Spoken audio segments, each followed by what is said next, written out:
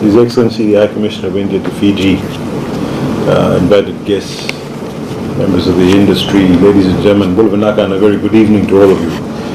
You know, I could be really funny and say whatever I wanted to say, he already said.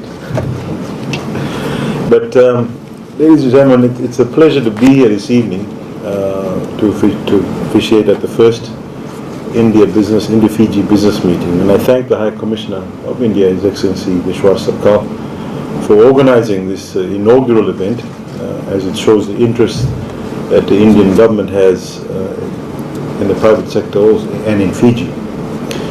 India and Fiji, ladies and gentlemen, have had bilateral relations which date back to 1948, with the first High Commission being established in Fiji, and since then our relations have strengthened in various fields, which include the support for development of micro and small medium enterprises, bilateral trade and economic relations, tourism, health, cooperation, to name a few. You know, at this juncture also I'd really like to show my appreciation and say thank you to His Excellency, because he's been a champion of the MSBG grant scheme that we have currently running, and it has been a phenomenal success. In fact, the success rate is about 80%, which is quite, in fact, the standards set around the world is quite high above the standards that actually have been set around the world. So, and the Indian government has been firmly supporting this particular program. Prime Minister Modi has actually given us the grant to do so, and I thank you, sir. It has been a wonderful, wonderful opportunity to collaborate on this, and I think the Fijian people are very grateful for your assistance on this. I was recently in India, leading the Fijian team to the South Asia Tourism and Travel Exchange in New Delhi, and during the visit I had the opportunity to meet the Honourable Minister for Commerce and Tourism, and Mr. Prabhu, and this was followed by the Fijian Attorney General, Minister for Economy also, who attended the World Sustainable Development Summit. And during his visit, he also had the opportunity to meet with the Honourable Minister for Railways, Shri Piyush Goyal, and from the 10th to the 13th of the month, Honourable Prime Minister attended the International Solar Alliance, as mentioned by His Excellency, founding conference, and the Solar Summit in New Delhi. We also met the Honourable Prime Minister of India, Narendra Modi. Ladies and gentlemen, this is a testament of the strong bilateral relations between the two countries. Our two countries are now engaged in the process of building a modern, a multifaceted partnership, and the historic visit of Honourable Prime Minister of India, Shri Narendra Modi, to Fiji in November 2014 further strengthened those relations. Fiji and India have been trading for a number of years, and there still remains, as again as said by His Excellencies, there still remains potential for further growth in trade. Fiji generally exports gold and other jewelry and scrap metal, and in some instances exports fish and frozen tuna and wood products to India. On the other hand, Fiji imports Indian spices, sweets, and savory snacks and confectionaries, textiles and clothing, fabrics and finished apparel, and footwear, including handbags and jewelry and ceramic ware and hardware items, medical supplies and sporting equipment.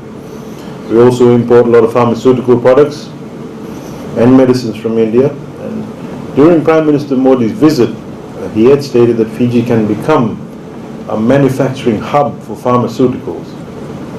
In addition, there is actually scope, that's also been mentioned by His Excellency, there's scope for bilateral cooperation in the health sector and hospital facilities between Fiji and India, and it's already been taken advantage of. And while a number of Fijians also travel to India for medical treatment, Fiji has the potential to become a regional hub for medical tourism. Now, ladies and gentlemen, India has continued again to its support, as I said, of the Micro and Small Business Grant Initiative.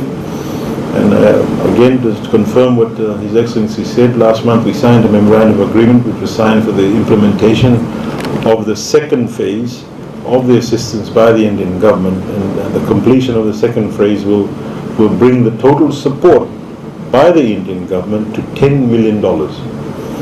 Fiji wants to grow, again, it wants to grow its trade and investment relations with India, which will generate mutual benefits for the people of both countries. And as Fijians, we can only learn. If you see the kind of development that has gone on in India in the last 50 years, absolutely phenomenal. So we can only learn. And this also presents a good opportunity to create awareness in Fiji on Fiji's potential, and obviously networking.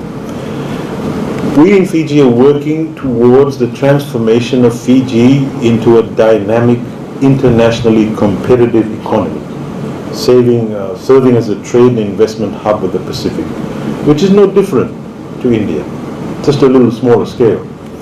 And in this connection, a number of reforms have been made, including improvements and reforms of our own trade facilitation agencies, sea and airports, and these reforms are actually aimed at achieving the set objectives of becoming a trade and investment hub. However, ladies and gentlemen, there are potential areas to explore further and to promote inclusive development and encourage the building of systems of fair and reasonable and transparent global trade and investment rules. The provision of efficient information and communication technology, ICT as we all refer to it, infrastructure is essential for a modern, internationally competitive economy. Fijian government is gradually undertaking ICT reforms in this regard, and the government has emphasized on investment in appropriate technology and efficient regulation and foreign investment in skills and development programs commensurate with the trade policy framework objectives of international competitiveness and establishment of and maintenance of Fiji's position as a hub of the Pacific. In view of all that I've said, the Fijian government also would like to invite the Indian government and private sector to partner with the government and Fijian industry players that are here today to undertake these reforms and improve the ICT infrastructure, given that India is such a well-known global leader in the field of ICT. Other areas of private sector cooperation can be obviously in the area of textile, clothing and footwear industry, referred to as TCF, where Fiji can benefit from the experience and the knowledge that India has in this field. In terms of investment, in the last 3 years, a total of 38 projects were registered and implemented with a value of about $13 million and creating 419 new employment opportunities. In realizing the positive outcome in the areas of potential investment, Indian investors are welcome to invest solely or through joint ventures in these following sectors. And I'll name them: the IT industry, manufacturing, such as food processing, light manufacturing industry, including furniture, rubber, plastics, steel-based products, shipbuilding, vehicle manufacturing, including buses, environmentally friendly ones, tourism and hotel accommodation, renewable energy projects, pharmaceuticals and medical devices, audio, visual, textile, clothing and footwear, and the construction industry. Now, ladies and gentlemen, I think some of the things that were mentioned by His Excellency, if you look at it, we are actually moving towards trying to do similar things as India does. If you look at the tourism industry, we have most of the world's great hotel chains that are in Fiji.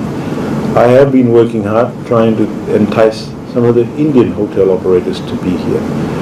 But the opportunity is here now for our local players, even those that are not in the tourism industry, to seek collaboration, maybe partner up with those operators that are out in India,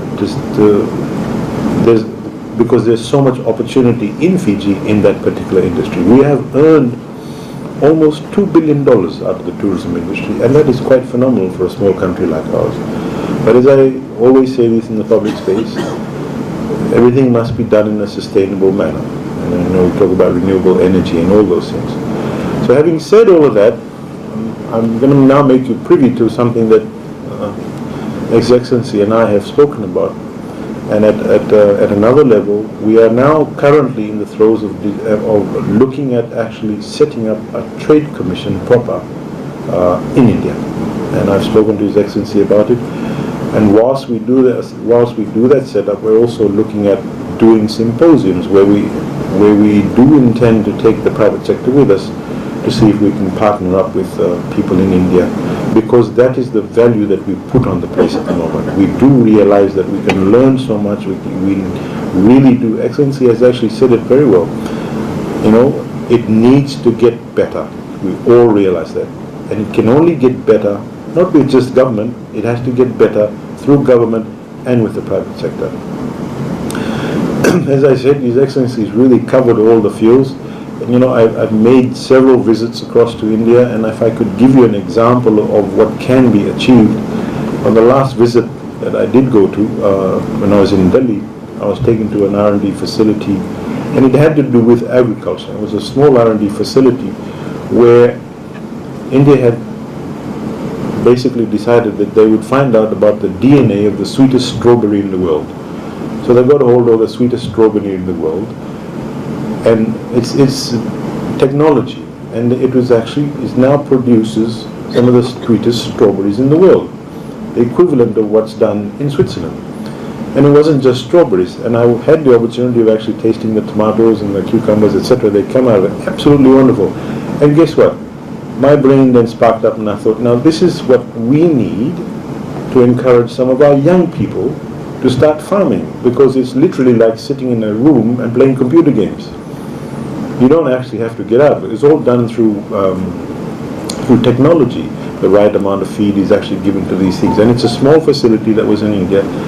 But apart from that, if you look at it, they have offered training, they have offered the opportunity to come and learn about it, and they transfer the technology across to us.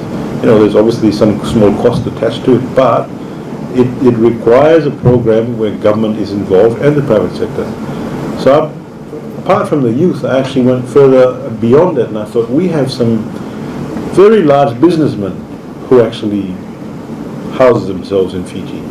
There is an opportunity for you too to look at, apart from concentrating on producing biscuits or steel or whatever it is at the end of the day, and saying, okay, agriculture also can become a huge thing for Fiji. We also look at organic, where we're thinking of about, you know, we have been told and informed that Fiji can produce some of the best organic vegetables and fruits in the world, because we have so much virgin soil. Now, the best place to learn all of this is India. It is one of the best places in the world to actually try and get the right technology to do all these things, because we can then become an exporter of not just fruits and vegetables. I'm actually talking about flowers too. So this place now gives us an opportunity, and they're open, and you cannot talk to me about it later, but this place gives an opportunity to say, here's an opportunity for either some young people to want to farm, and it works well with the idea that the Minister of Agriculture has with me in saying we were trying to encourage young people to farm. Now, if you give some young person this opportunity, and you give him 50 acres, 60 acres, 100 acres, or 1,000 acres, it's all done technologically. It's already done. It's already done for us as Fijians. We just have to go learn it, and the offer's there on the table, and I'm sure that my Excellency will actually support that. The only reason why they showed me is because they want to share the technology. So from that example, ladies and gentlemen, if you really think about it, the opportunities available to all our locals who want to even invest in India or learn from them or collaborate with them or partner up with them, this is a wonderful opportunity to do this. And you can be rest assured, from government's perspective, we are already onto it. This is why I said we do intend to set up a trade commission. We also do intend to take the private sector with us on the first symposium that will be organized by us, but with the help of our High Commission. We've actually spoken about it, and I think we said Mumbai, right? Mumbai would be the best place to do it. But again, it will be done in conjunction with the High Commission, so we can do it properly, so you can be introduced to the right people, and at the same time we are able to go there and say that this is what Fiji has to offer. in terms of what's for investors from India to come and invest in Fiji. In conclusion, ladies and gentlemen, Fiji and India's bilateral relations have grown from strength to strength, and I believe, like the Excellency has said, that more can still be done, and to take this mutually to another level, especially focusing on various nuances and enhancing bilateral trade and commerce and exploring the way forward. And as I said earlier, I had a whole lot more to say, but I think His Excellency has actually covered quite a lot of it. But I urge you all, once again, to pay close attention to what he said, and I know for a fact that the Indian government is actually very, very passionate about enhancing bilateral trade relations and commerce with Fiji. You know, I have seen it firsthand, and the growth that we've seen slowly, and we've been working very hard in the medical sector, in the tourism sector. You know, right now we've got Singapore flights that are on, adding another one which is 3 days a week. So those of you that want to export, that's another route to actually get there. Those of you that want to import, you know, Fiji has done a tremendous job. You know, as to looking at direct flights, that's at the next level. I'm sure we can. You know, in terms of tourism numbers, though, again, those that are interested in investing in the tourism industry, we are focused, quite focused on increasing our numbers out of India, because all around the world, the highest spending tourists are Indian tourists and Chinese tourists. They spend more than anybody else. We are growing slowly. We want it to grow a whole lot faster. Again, we will have to do this in a sustainable fashion. We can't just open up the skies and allow people to, you know, people keep saying about 1 million tourists. It's the yield that we're actually looking at. We have to do it sustainably, because you have to have the necessary inventory to have that many tourists, which gives rise to opportunity. The opportunity is to collaborate with, maybe partner up with Indian, in any sector at the end of the day, Indian companies or large companies, to actually look at Fiji as a wonderful place to come and invest. So with those few words, ladies and gentlemen, once again I thank the High Commissioner. I thank you all for listening. I'm sure you'll want to hear from live and direct for some of those that are actually part and parcel of commerce and trade with India. Thank you very much. Dhanyavad.